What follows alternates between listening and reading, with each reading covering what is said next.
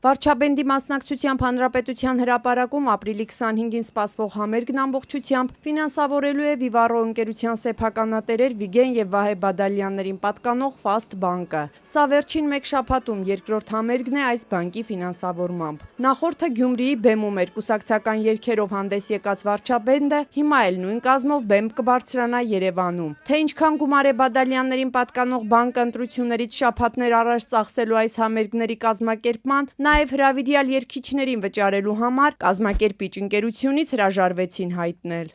Ընկերության կոնֆիդենցիալ ինֆորմացիան ինչ պետք է ասեմ։ Ոչ մի պետական միջոցառում չի, պետական ֆինանսավորում չի, որ պետք է ներկայացնենք։ Հովանավորը արվող միջոցառում է։ Համերգների այս արշավի մասին հայտարարվեց ապրիլի սկզբին խաղաղության ձայն կարգախոսով։ Գյումրիում հենց համերգին հայտարարվեց, թե Նիկոլ Փաշինյանին իր հիմնած վարչաբենդով հրավիրել են միանալու այդ փառատոնին, որի բեմում պաստառներին գրված էր «Իրական Հայաստան» խորագիրն էլ ասոցացվում է իշխող քաղաքացիական պայմանագրի նախընտրական կարգախոսի հետ՝ «Տեր կանգնիր խաղաղությանը»։ Ավելին, վարչապետն ու թիմակիցները կրում էին գլխարկներ, որոնց վրա գրված էր «Խաղաղություն» Փաշինյանի խորհրդանշական սրտիկով։ Սա արդյոք չի նշանակում, որ գործարար Վիգեն եւ Վահե Բադալյաններին պատկանող բանկը կուսակցական միջոցառում է ֆինանսավորում։ Դիտորդներն այս հարցով դիմել են կոռուպցիայի կանխարգելման հանձնաժողով։ Անկախ դիտորդի անդամ Դանիել Յոհաննիսյանի գնահատմամբ այս համերգի շահառուն իշխող քաղաքացիական պայմանագիրն է։ Ապրիլի 19-ին Գյումրիում տեղի ունեցած համերգը, 25-ին Երևանում նախատեսված համերգը մենք դիտարկում ենք որպես քաղաքացիական պայմանագրի կուսակցական ինչ որ առումով նաև քարոզչական միջոցառում։ Քաղաքացիական պայմանագրի ներկայացուցիչները տեսանյութեր են նկարում եւ կոչ անում ներկա լինել այդ համերգին եւ միասին նշել քաղաքացու օրը։ Հանրապետության հրապարակում մեծ տոնական համերգ լինելու եւ իհարկե ես էլ այնտեղ եմ լինելու մասնակցելու։ Մինչդեռ համերգը կազմակերպող ընկերության տնօրենը Ազատության հետ զրույցում պնդեց, թե միջոցառումը քաղաքացու օրվա հետ ոչ մի կապ չունի։ Քաղաքացու օրն է,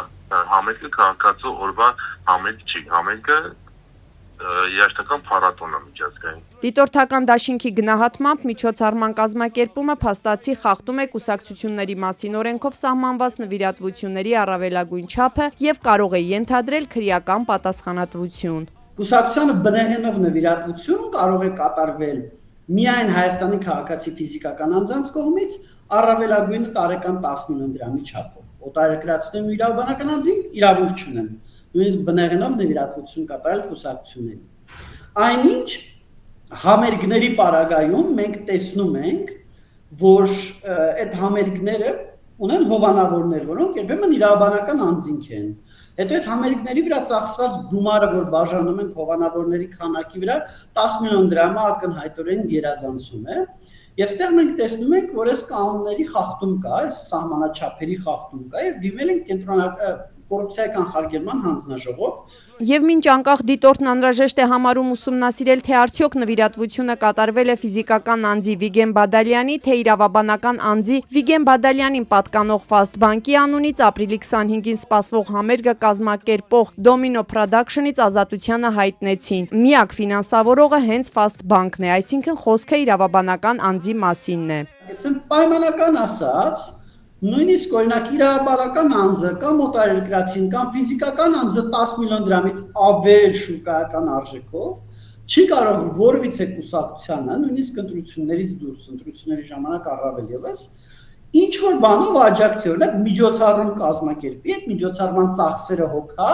եւ դա առնի օրինակ իրավաբանական անձը։ Օրենքով ցանկացած տեսակի իրավաբանական անձից կուսակցությունների նվիրատվություն կատարել չի թույլատրվում։ Իսկ քրեական օրենսգրքի 234-րդ հոդվածը պատասխանատվություն է նախատեսում իրավաբանական անձի անունից կուսակցությանը խոշոր չափով նվիրատվություն կատարելու համար եւ նախատեսում պատիժ տուգանքից մինչեւ ազատազրկում 2 ամիս ժամկետով։ Համերգները, որ կազմակերպում են ըստ Յոհաննիսյանի ձևով երաշտական փառատոններ են, իսկ բովանդակությամբ բանակցական միջոցառում։ Այդ դեպքում չի ստացվում, որ օրենք է խախտվում։ Իոաննիսյանի գնահատմամբ այո, ինչ վերաբերում է Բադալյանների եւ իշխանության փոխհարաբերություններին, Վահե Բադալյանն անցած շաբաթ մասնակցում էր վարչապետ Նիկոլ Փաշինյանի հետ հանդիպմանը։ Սա վարչապետի եւ Բադալյանների առաջին շփումը չէր։ 2024-ի ամռանը նա այցելել էր Բադալյանների հիմնադրած գյուղատնտեսական տարածք։ Վիգեն Բադալյանն ազգային ժողովի նախագահ Ալեն Սիմոնյանի ընկերն է։ Վերջինս այս հանգամանքը երբեք չի թաքցրել, սակայն մշտապես վստահեցնում է, թե այդ կապն ընկերոջ բիզնես շահերին չի ծառայում։ 2021-ին նրա Բադալյանի իշխանական պատգամավորներ Հրաչյա Հակոբյանի եւ Էդուարդ Աղաջանյանի համատեղ հանգիստը հունական Միկոնոսում մեծ աղմուկ բարձրացրեց։